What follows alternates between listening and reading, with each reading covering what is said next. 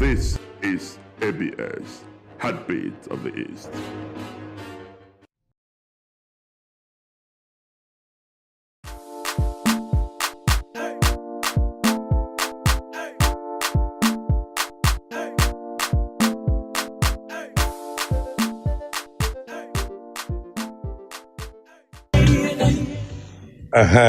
Anyị abatago na nzukọ Anambra nke taa. Na nke taa anyị nwere onye ọbịa pụrụ iche.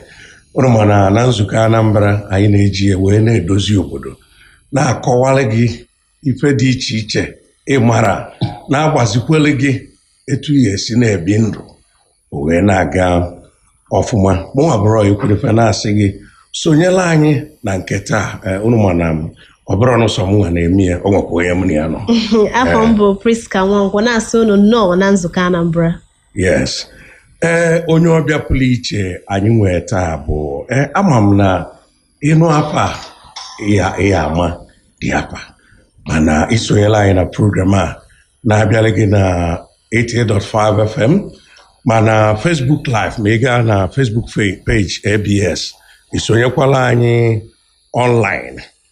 Onye anyị na-ekwu maka ya bụ the chairperson Alzheimer's Disease Foundation, Iyom Josephine Aneni. Anyị na-asị gị nnọọ. Kenezie ndị anyị na-afa nọ na nke taa.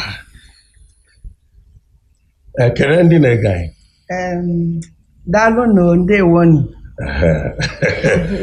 Nke anyị na-amụrị ama m na ebe ị batara ịdị so comfortable. The studio, you are very comfortable with the studio. The studio amaka. Even na mulamu na gwara nọ Igbo ka anyị asụ, so ka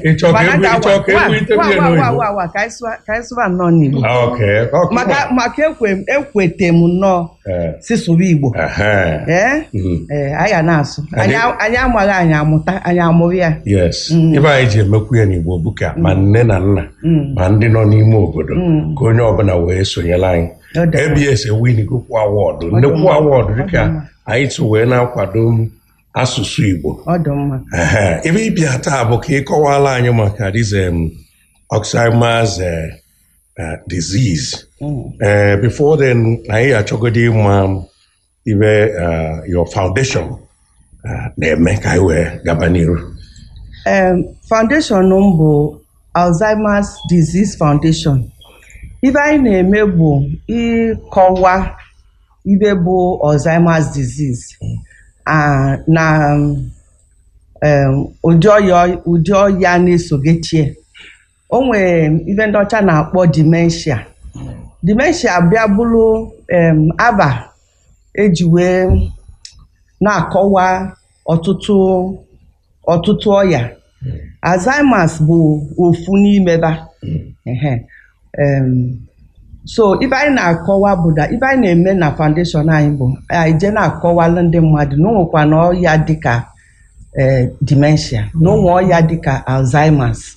So abịa ka ebe a ga-eme ka esi ama n'ọnya, ka esi enete ndị ọ na-aya, ka ibe anyị na-akọwa.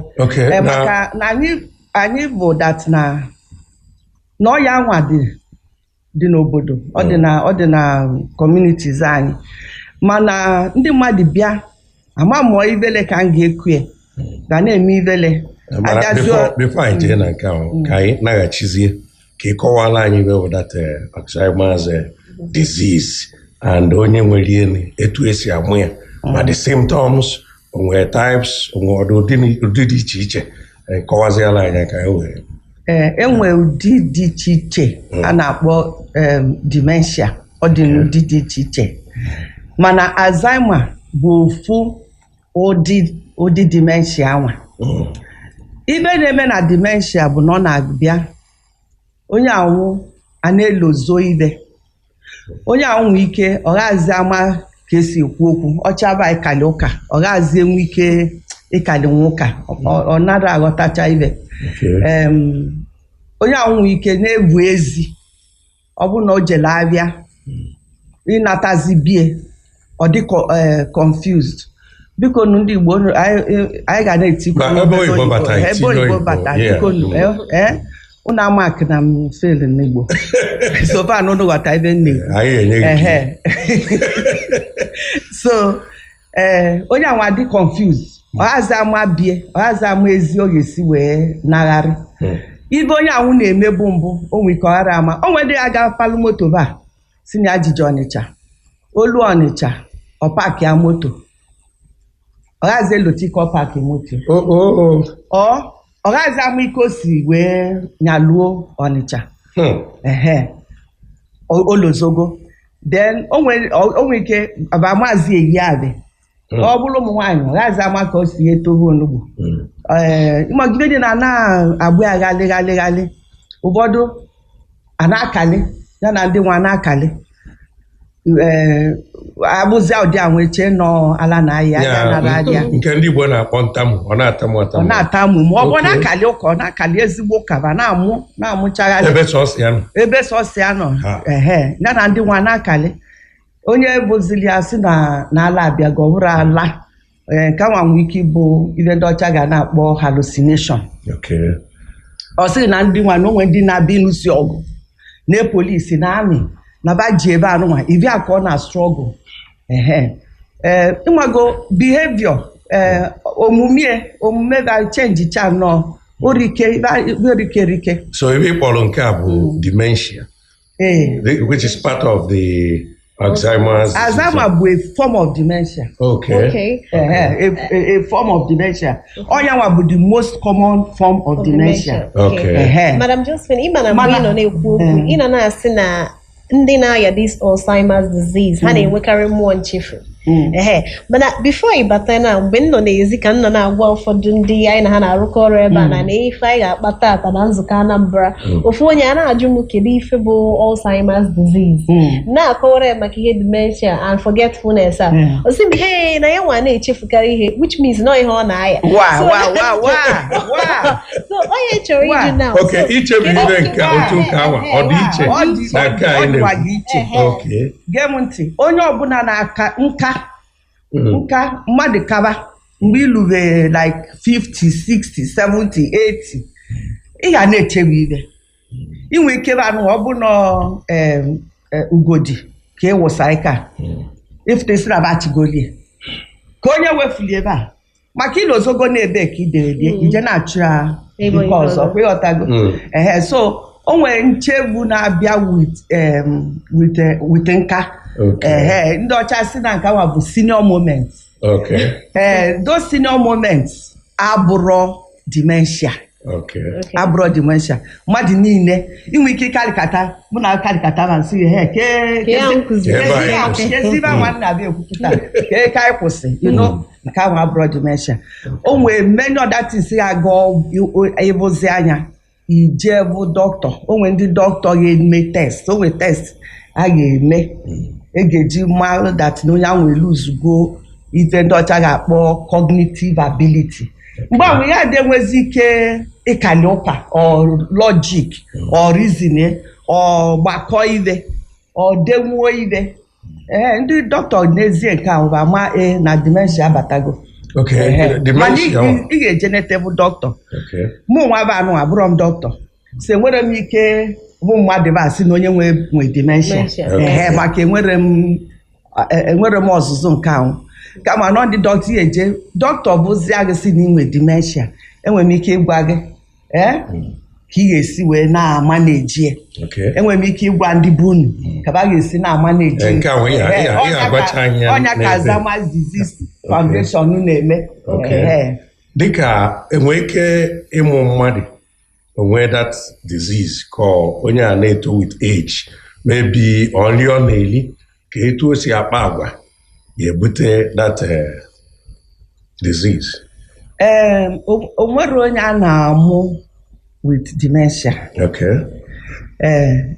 mana ka onye nwe si wee bụ ndụ ya nwee ike ime ka o nwee dementia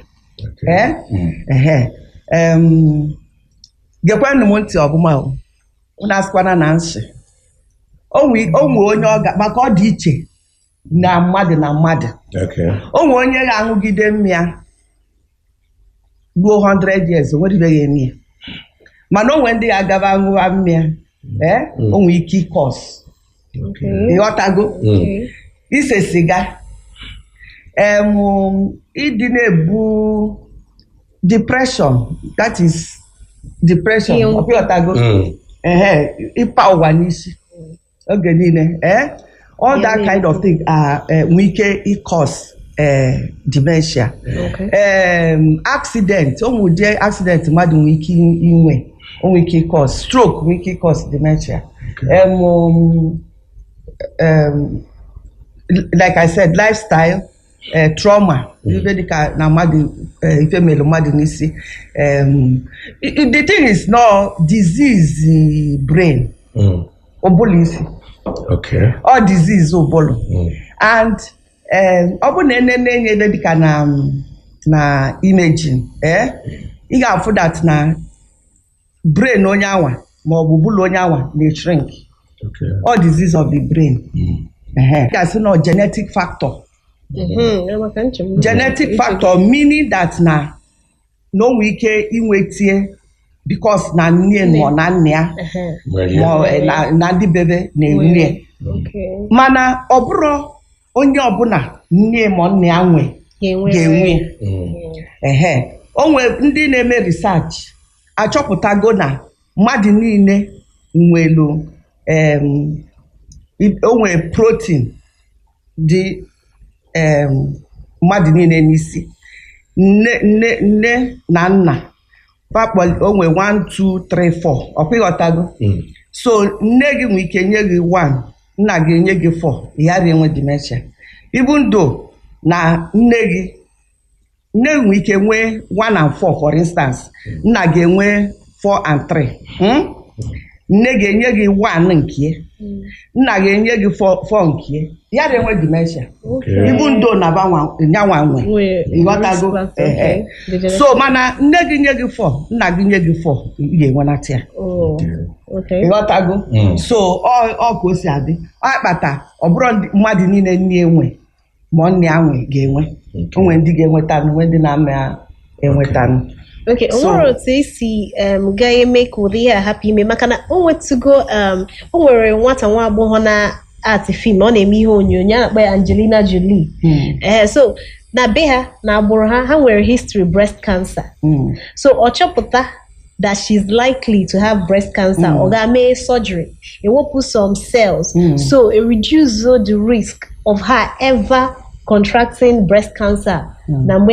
So this kind of thing, I'm a main way for this Alzheimer's disease. Onya ka anyị jiwe otu kwa ndị be anyị na-eme anyị na-agwa ndị mmadụ because ịma ndị be anyị na-atụkọ egwu ọ dị ka mgbe AIDS pụta anyị na-eme campaign mgbe ahụ esokwu mgbe na-eme campaign ndị mmadụ chekwenụ na-ene nwere AIDS mụ na-enwere ndị mmadụ a na-atụ egwu ba chọrọ ịma ma be enwe ma be enwere ọ ka mma ka ije nene o nwere test a na-eme ị ga-eji wee nyaka njisi na unu ga-eje fụ dọkịta ịfụ dọkịta emecha the test enwe ike ịchọpụta na inwe risk stand at risk then agwa gị ka ị ga-esi na-ebizi ndụ agwa gị ụdị ndị ị ga na-eli agwa gị exercise ị ga na-eme to prolong it so that ọ bụrụ nke ga-abịa mgbe ị dị 60 o nwere ike prolong ọma esho tili luo 80.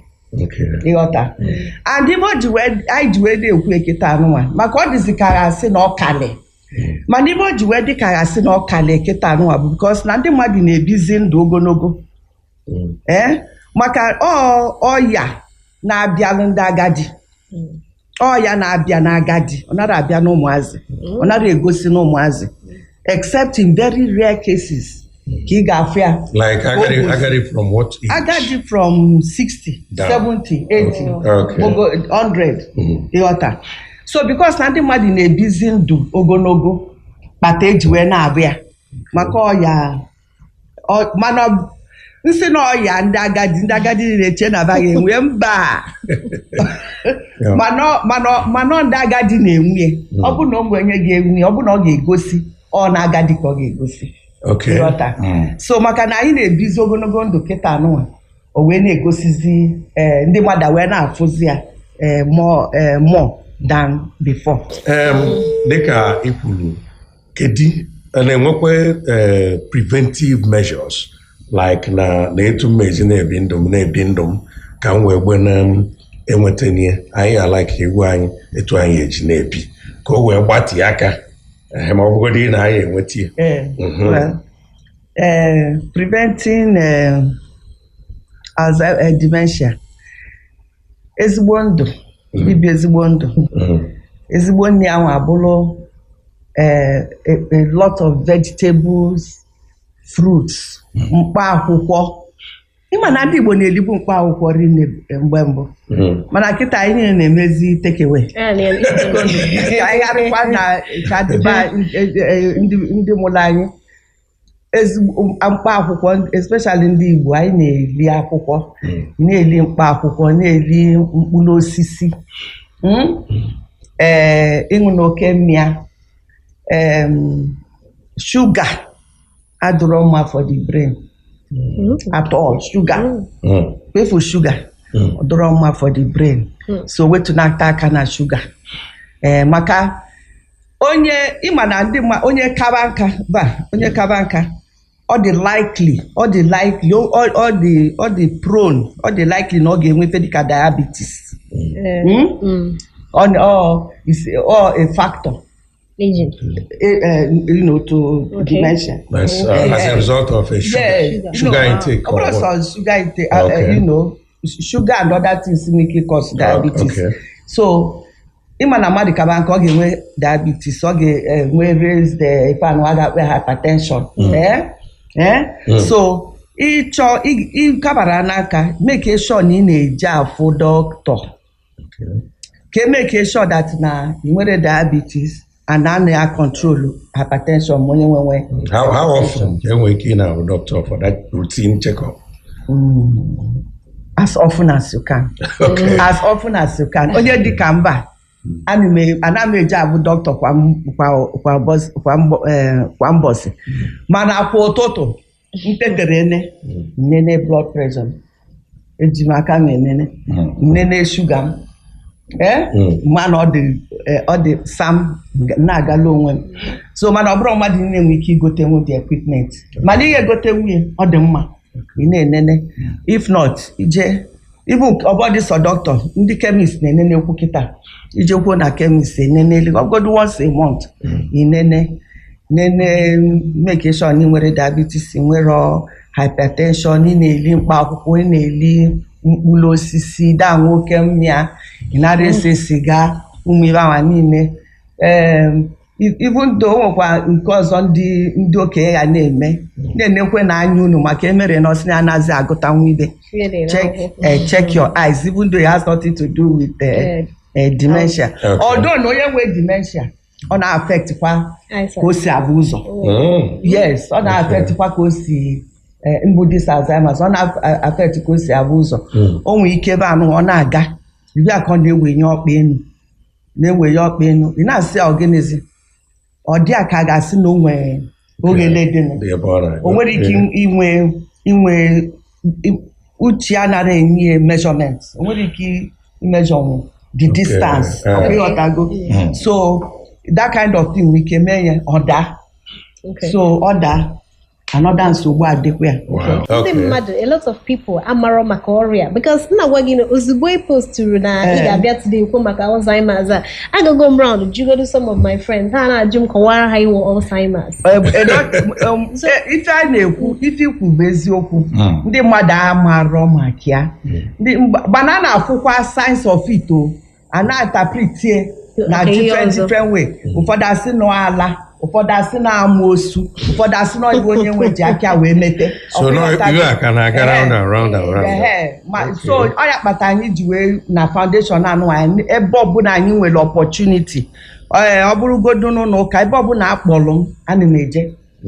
Ebe ọbụla akpọrọ m ana m eje. So ndị town union chọọ nwere m ọlụ ọzọ. Ọnya ka nketezi ebe a. Anya na and ibe ọzọ nchọkwu ime through ife anyị na-eme bụ ka a lot of people show interest A lot of people show interest mmadụ niile na-ekwu maka ya anyị nwere ike imelie anyị melinwu AIDS n'obodo because na campaign a na-ekwu maka ya kịta na onwezi onye na-anụ maka AIDS onye ọbụla ma ibe ọ ga-eme ịma na ngwa unu na-enwe different types of dementia and different symptoms onwe some of them ị ga-afụ ọ dịka o nwere epilepsy then ewekwala ọgwụ ejiwela agwọ ndị nwere epilepsy wee na-agwọ so you see that o nwere ọgwụ one particular ọgwụ na-agwọ dementia no symptoms ọ na-egosi kafa na-agwọ so o nwere some people ọ dịka akwụkwụ ọ dịka ndị anyị na-akpọ epilepsy akwụkwụ so onye a ọ na-ebu ajụ ọ na-ebutu o butu onye that na ọ na-egosi sign of epilepsy and so nke a nwere ike ịgwọta nke ahụ ime onwe na-asị ka ife ejiga emie ka prevent anya ma ọ bụ chute enye aka ibe anụ okwu anọghị nkịtị try ka ị na-emix na-socialize ịnọgo maka depression na-abịa ọbịa onye ahụ eje gbakụọ ka esu n'ọlụ ofu ebe ọ dịrọ mma ọ dị mma ka ndị mmadụ na-interact na-socialize socialize agbakwa ije club na nwa mmanya were gị na ndị mmadụ na-akali ụka ebe ọbụla nọ na make sure na gị na ndị mmadụ na-akali ụka ịghọtago ije ụka amakakwa spirituality amaka ọ bụ na ị na-eje fada ị na-ejesi eke because that connect with a higher being ọ bụ na ụka ebe a na-akụ aka biko jee kwụsịba aka ike na-agbasi egwu ike ọ na-enye aka ọ na-enye ezigbo aka spirituality socialization na-socialize nwa obi salasala nwa obi ọma ịmago na-adị happy be happy so don't worry don't worry be happy they deal with depression maka depression is a very bad thing to trigger dementia. So to what extent can your foundation can go places then encounter so many people with this disease wee nyelu aka and then ọnwekwa ndị na-enyekwelu aka because ibe anyị na-eme we know that requires fund onwekwa etu ndị mmadụ ji enyere gị aka ka iwe na-enyekwala ndị na-enyere aka and then onwe like publications and other means inwekwa iji agbasa ozi anyị nwe publication anyị nwe website anyị nwe website anyị nwe website anyị bụ Alzheimer's Disease Foundation as one word.org www.alzheimersdiseasefoundation.org anyị nwe a physical office like I said before na off Akionbari number 2 Olokwe Drive in Benin City. And the number akara eji enwetu mgbelemgba anyị were nne mana nke nlote bụ nke mụwa na-azagide nke mụwa na-eji